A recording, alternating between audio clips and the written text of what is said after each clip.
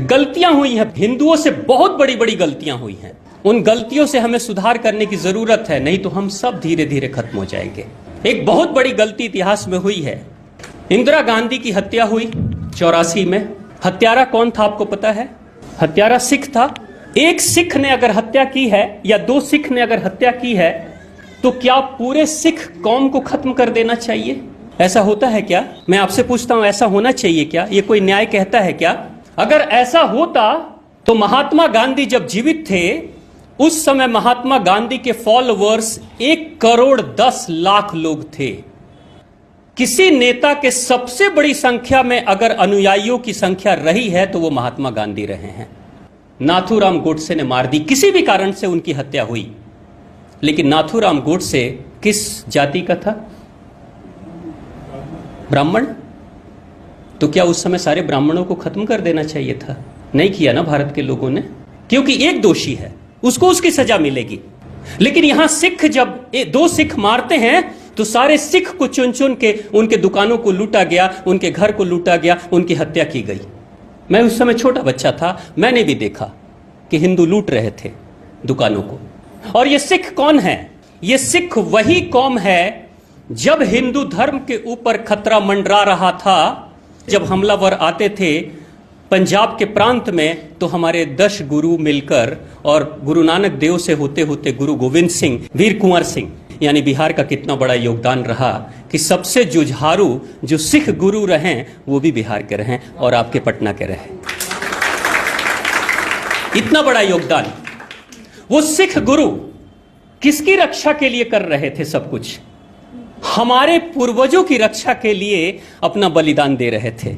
वीर कुंवर सिंह 80 साल की उम्र में हाथ में गोली लगती है और कैसी मिट्टी के गुरु बने होंगे, कैसा बिहारी रहा होगा कि तलवार से अपने हाथ को काट देता है और फिर भी लड़ाई लड़ते रहता है।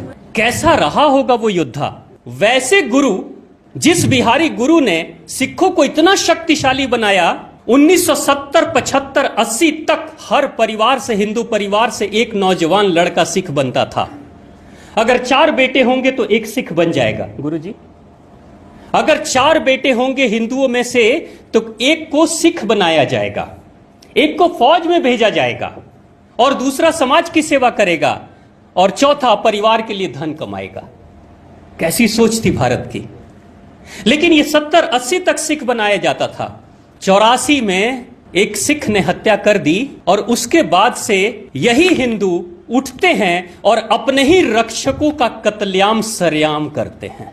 ये भी भूल गए कि रक्षक है हमारा, ये हमारी रक्षा करने वाली कौम है, लेकिन हमने मार दिया 1984 में, क्योंकि सिख मुट्ठी भर थे।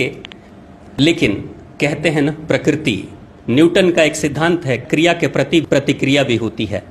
जो कर्म आप करोगे, जो चिट्ठी आप लिखोगे, उसका जवाब आपके पास लौट कर आएगा। चिट्ठियों में गाली लिखोगे तो क्या बदले में चिट्ठी के जवाब के रूप में क्या तारीफ लिखे हुए आएंगे?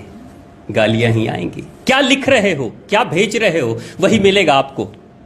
हिंदुओं ने किया 84 में, और ठीक 6 साल के बाद पंजाब से कश्मीर की दूरी सिर्फ 300-350 किलोमीटर है। अगर ऑन रोड भी जर्नी किया जाए तो 6 से 7 घंटे, 8 घंटे में पहुंचा जा सकता है। अनाउंसमेंट कराया गया कश्मीर में मस्जिदों से कि हिंदुओं, या तो तुम इस्लाम स्वीकार कर लो और नहीं तो मरने के लिए तैयार रहो, या कश्मीर छोड़कर भाग जाओ, अपना घर, अपनी बेटी, अपनी बहू को छोड़कर जाओ। यह अनाउंसमेंट हुआ 1-2 दिन नहीं, कई दिनों तक।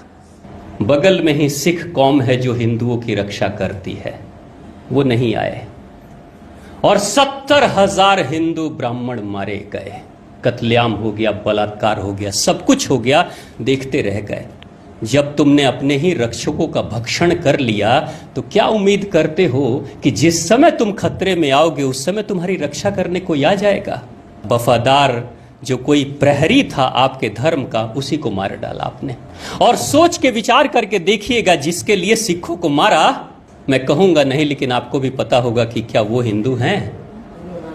आप खुद, आप सब समझदार हैं, जानते हैं ऐसी गलतियां हुई हैं हमसे। इन गलतियों को सुधारने की जरूरत है।